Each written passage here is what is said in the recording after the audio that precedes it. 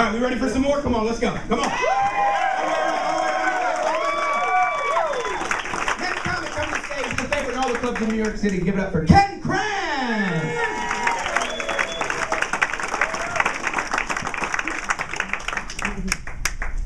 Keep going for Adam and Kate.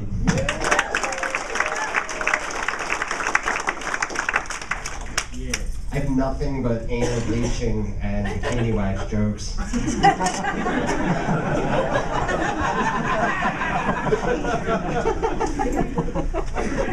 Hope you guys like those.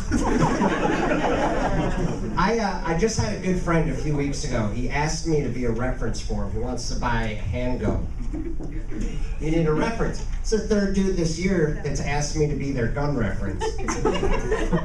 That's not even the funny part. I don't have like a strong opinion about guns one way or the other, but I know every time I turn on the news, I see someone got killed in their own home by a loved one who mistook them for an intruder. So I always say, like, listen, I'm sorry, I don't want that sort of thing on my head. I couldn't live with myself. So I always say no. But here's the thing about this last dude that asked me. I fucking hate his wife.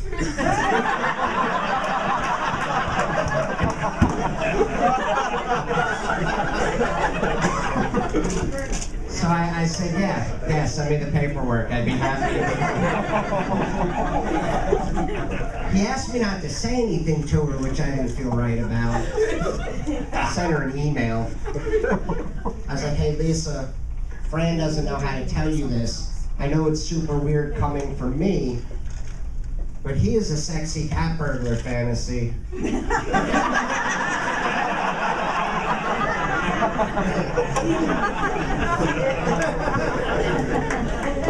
I hit the send button and crossed my fingers. My best friend of 20 years just had a beautiful baby girl, and I'm excited for him because I don't have kids, so I'm excited for him, but I'm not 75 cell phone pictures of the baby a day excited for him. And he seems to think that's where my level. It's the same fucking baby in every picture. I pick her out of a lineup at this point, a lineup of babies. And he gets mad if you don't immediately respond. You have to be like, oh my God, that's so much cuter than the one you sent 8 minutes ago.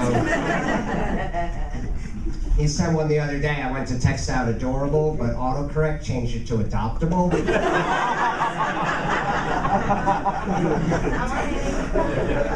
I totally noticed, but I hit send anyway. Now I don't get so many baby pictures. Gotta be careful with the send button, right? I've gotten fucked with the send button. You don't have your thoughts together, or it's to the wrong person. I have an inside joke with my wife about Rachel Ray. I know we just met, but I'm gonna try and bring you guys up to speed. Here's the inside joke with my wife about Rachel. I fucking hate Rachel Ray. So most of my act is just me hating people. You guys can figure that out pretty quickly. I fucking hate Rachel Ray so much it doesn't even make sense.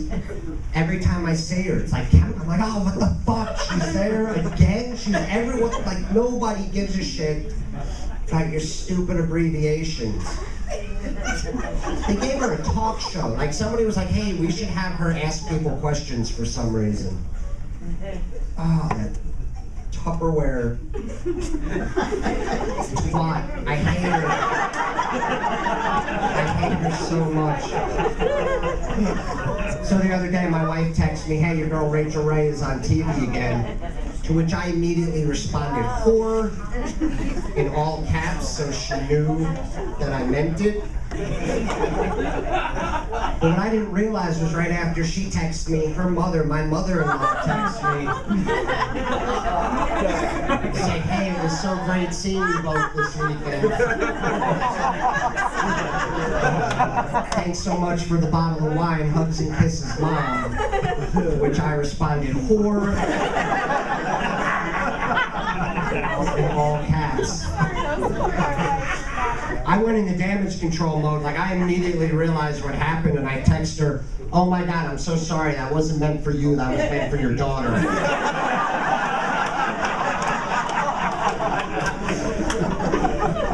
And I was like, shit, that doesn't sound good either.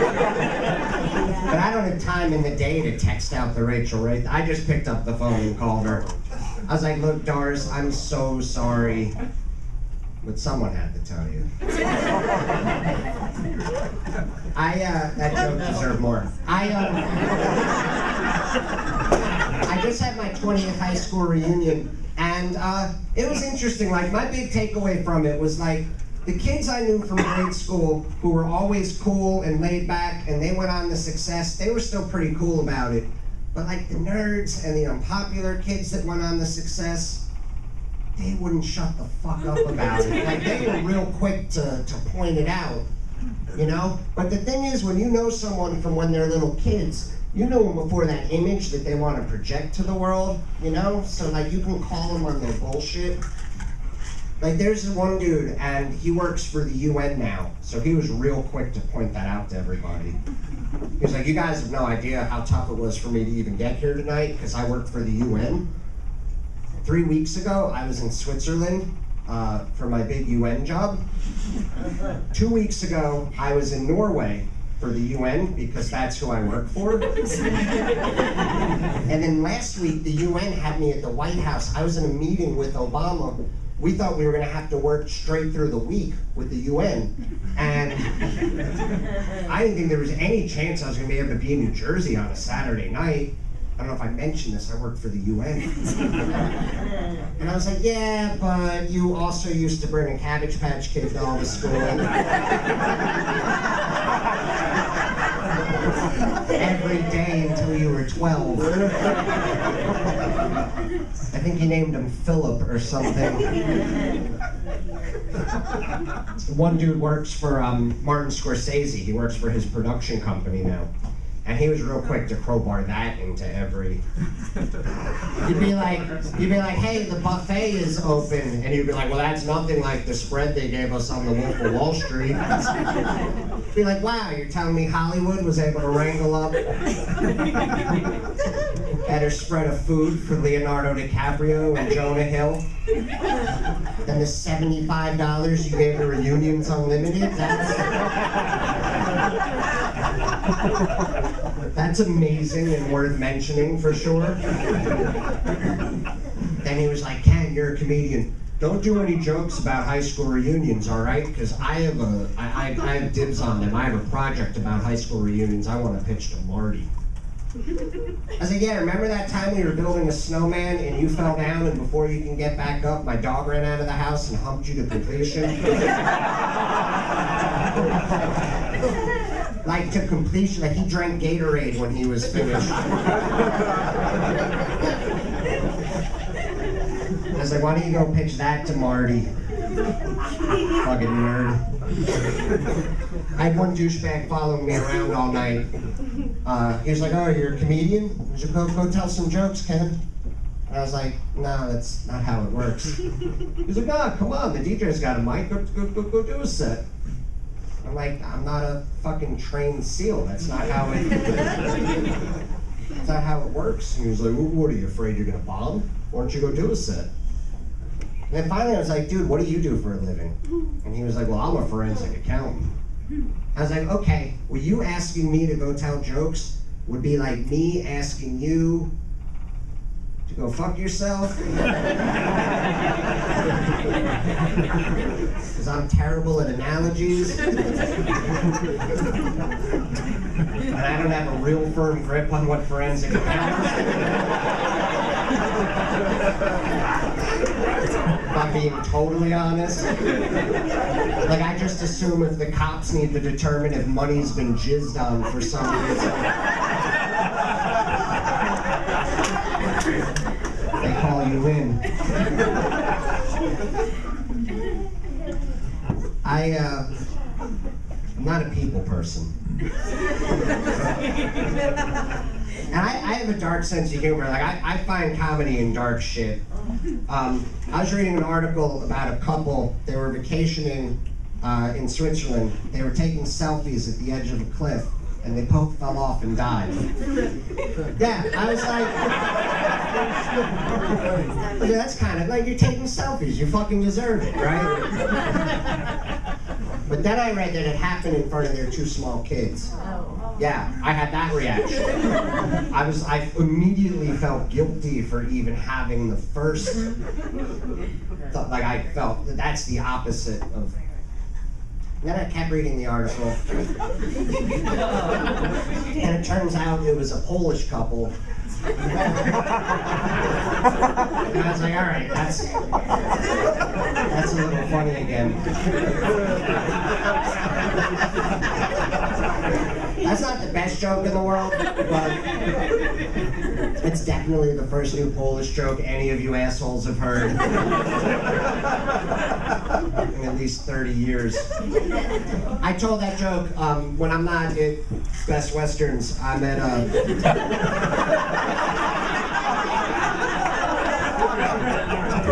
I told that joke at the VFW in Sayreville. And what I didn't know was that entire town is Polish. They did not like that joke.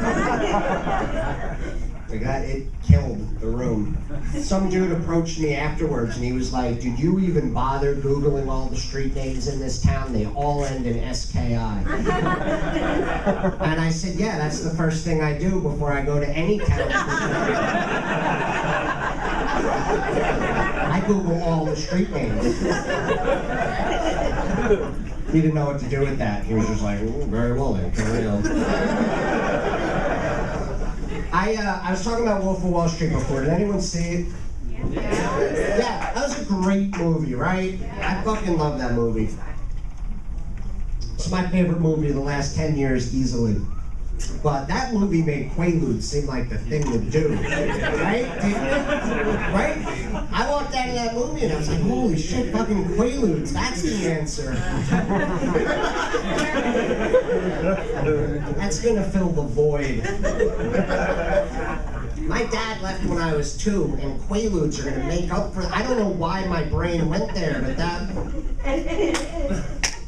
I'm not kidding, he used to have a bumper sticker on his station wagon that said, proud parent of another family.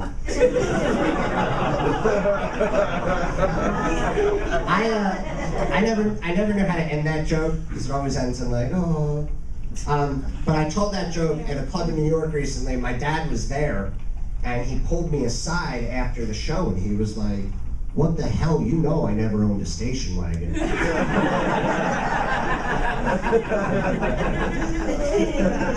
was like, thanks for the end of that joke, Dad. I don't think that's the part that's supposed to fuck you up. Oh, Quaaludes. I was like, what fucking Quaaludes? I have an Amazon Prime account. I'm gonna have Quaaludes here in 2 days. I couldn't wait. Like, I went to order them, but I found out, like, the movie wasn't mine. They don't make them anymore. It's like they lost the recipe. They're just, they're gone. And I don't understand why. Everyone I know that ever did them, like, here's the thing. I don't do drugs, but No. To be completely honest, like on the weekends, sometimes I'll smoke a little bit of weed, but that's practically legal, right? That's like nothing. And I take Ambien to help me sleep, but that's prescribed. And fucking painkillers. I love fucking painkillers so much. Like, if any of you with Vicodin or Percocet, you want to tip the comedian, I'll be out in the hallway at the Best Western. And I'll do coke and shit, like at bachelor parties, baby namings.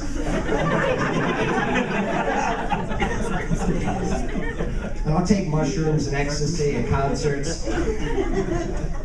So I like to see the music.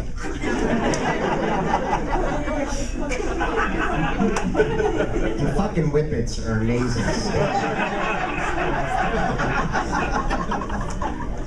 I like sniff magic markers, but I don't do drugs, you know? But everyone I know that ever did Quaaludes told me they were easily the greatest drug of all time. And I don't understand, it doesn't make sense to me. Like, as society, how do we decide to get rid of amazing shit but keep awful shit? Right? So, like, here's what I don't get. How come I can't get Quaaludes anymore, but like the WNBA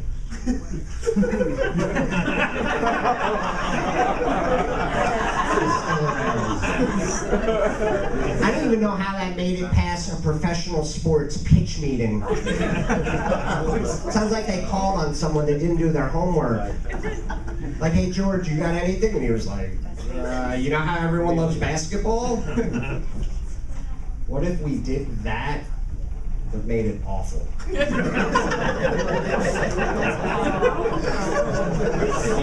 Nothing but layups. And they were like, yeah, let's definitely put that. Here's what happened. They stopped making Quaaludes because they got classified as a class 1 narcotic, which means you have to immediately halt production or you go to jail all across the world for a really long time. That made sense to me for 2 seconds. But then I was like, well, wait, aren't coke and meth, aren't those class 1 narcotics? They're still making the shit out of coke and meth. Like, why are the good people over at Quaaludes the only ones that took that warning seriously? Like, I picture the class 1s coming down and the Quaaludes people are like, fuck, what are we gonna do? Gotta close up shop, we weren't planning for this. And then they asked the meth people, they were like, meth, what are you gonna do? And meth was like, we're just gonna sell our ingredients at Rite Aid.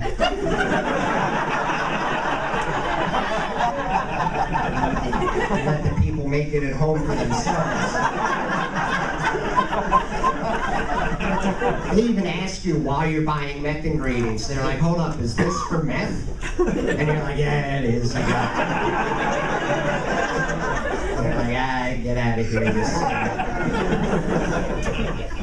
I never saw, like, meth's having a big moment right now. I never saw it. I heard it was the best show in the history of television. They just had a show on TV that taught you how to make meth. Right? What was it called? I never. Oh, no. Teen Mom. It's a long way to go for a Teen Mom joke.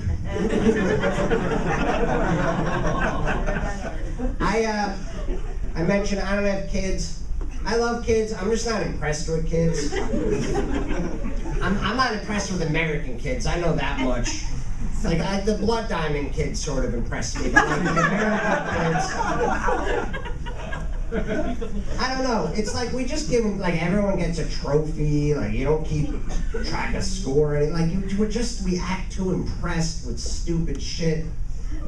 I have a ton of nieces. I have one nephew that I'm super close with. I love this kid like he's my own son, but I'm not impressed with anything.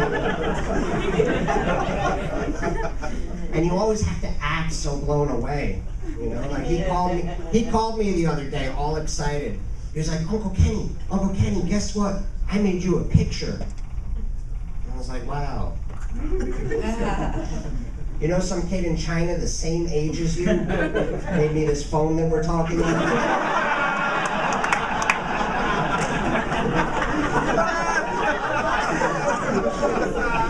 With a faster computer in it than the one that sent first rocket to the moon. But thanks for taking 4 seconds out of your busy day. Kids are soft, I think is my point.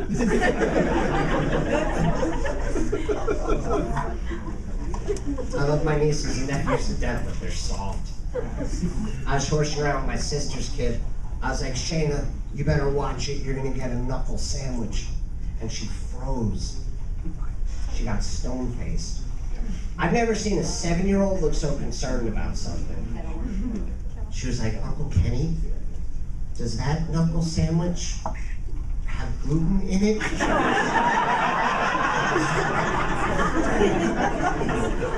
Because my mom says I'm not allowed to have gluten. I was like, don't Don't fucking listen to your mom. Are you crazy? Your mom used to make bottles out of apples. And wear roach clips in her hair. I've done lines off pictures of you as a baby with your mom.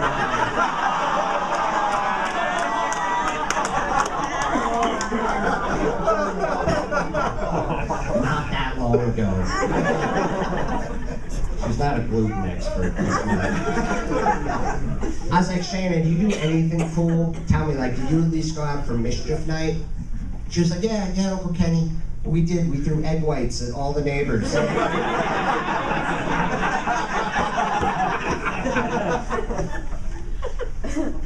I'm married. You wouldn't know this to look at me.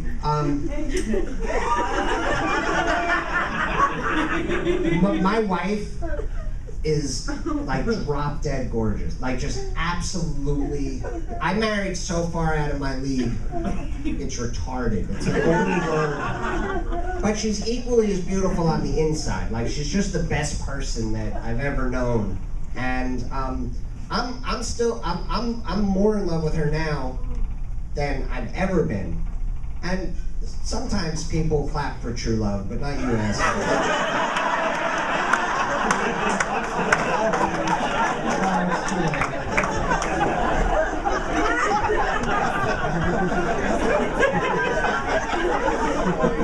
But here's my point. I'm head over heels in love with her, and I would never cheat on her in a million years, but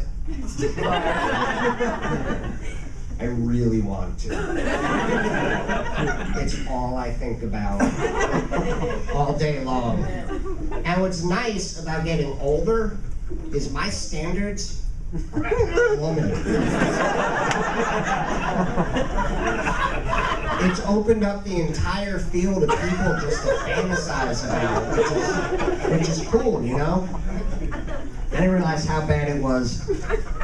So we were laying in bed. She wanted to play the hall pass game. Do you guys know that game? You get to name 3 people, and they're on your list. If you ever meet them, you get to bang them, and you don't get an angry divorce for some reason. So we were laying in bed. She was like, "Oh, just for fun, let's try that. Let's play that game." I was like, "All right, you start." I don't know where this is headed. She was like, "Okay, I'll take Ryan Gosling and Matthew McConaughey and Channing Tatum." And I was like, "Wow, really, Channing Tatum? Because we live in New Brunswick, New Jersey. Where the fuck are you gonna bump into Channing Tatum? Like, it's stuff your face. You're not even in this game. You're never gonna be in the same room as him." And she was like, "All right, well, let's hear yours." All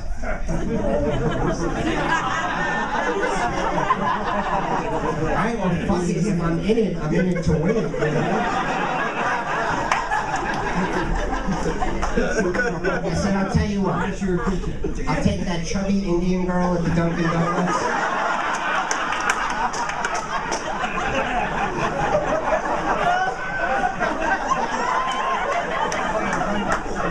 With the mustache.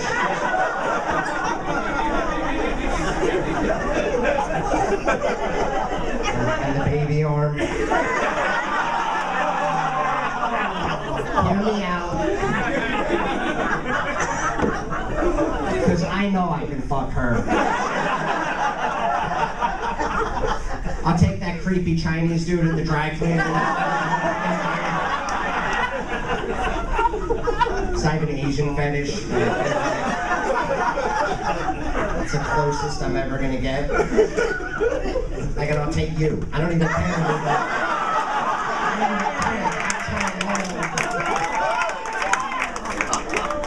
I'd be tender about it. I'll leave you guys with this. If you take one thing from my show tonight, just know that more than anybody, I fucking hate Oprah the most. Easily the most. It's just new age celebrity bullshit that's so transparent, and I don't understand why people don't see through it. My wife, she falls for all that shit, and it drives me up a wall. I came home, and Oprah was interviewing Drew Barrymore. And Oprah said, Drew, it says here you got a new tattoo. Tell us about it. Drew Barrymore held up the inside of her wrist. The word breathe was written on it. Oprah said, what's that about? Drew Barrymore said, well, sometimes life gets so crazy that I forget to breathe. And this is a reminder to slow down and take a deep breath. And I was waiting for Oprah to say, I understand, but hey, quick question. What the fuck are you talking about? But Oprah just said, that's powerful. Like, no, that's not fucking powerful, that's retarded. You weren't even listening to her answer. My point is, it's hard not to root for the terrorists. Some of the time. Not all, but some of the time. I like that joke. I like to picture Drew Barrymore sitting at home, like on a Friday night, drinking a bottle of wine, reading a book, and all of a sudden being like,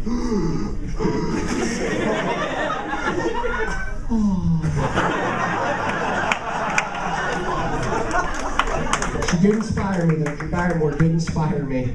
I went out the very next day and got the word tug.